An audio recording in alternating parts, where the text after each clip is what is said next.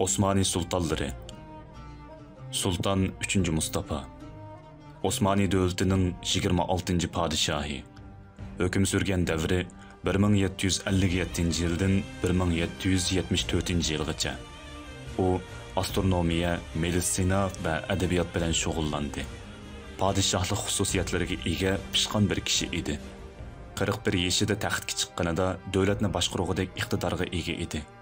Adolatnomalar orqali xalqni qo'g'dab, ko'ngil bo'lishga tirishdi. Ma'muriy va harbiy sohalarda islohot elib bordi. Top yasaydigan zamonaviy bir baza qurdi. Armiyaning ofitser ehtiyojini qamdash uchun injenerlik markazlari ochildi. Ocharchilikni ko'zlab Istanbulda ochliq omborlari soldirdi. 1768 yılı başlanğan Osmanlılar Rus çağının ağır mağlubiyet bilen ahirleşişi 3. Mustafa'nı qattiq bir aram qildi. Psixikasining buzilishi, yurak soqishining ritmsizligidan kelib chiqqan nafas siqilish natijasida o'rin tutib yetib qoldi. 1774 yılı 21 yanvar Cuma kuni Juma'ning azoni o'qilayotganda vafot topdi. 3. Mustafa yangilik tarafdori edi.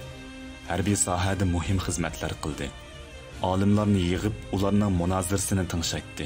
She'r va ilmiy nujumga qiziqatdi. 3. Mustafa haram ichidagi hayotni faqat yoqtirmaydi. Saxovatchi, qo'li ochiq kishi edi. Qabrisi Lolalik masjidining yenidagi maqbara ichidadir.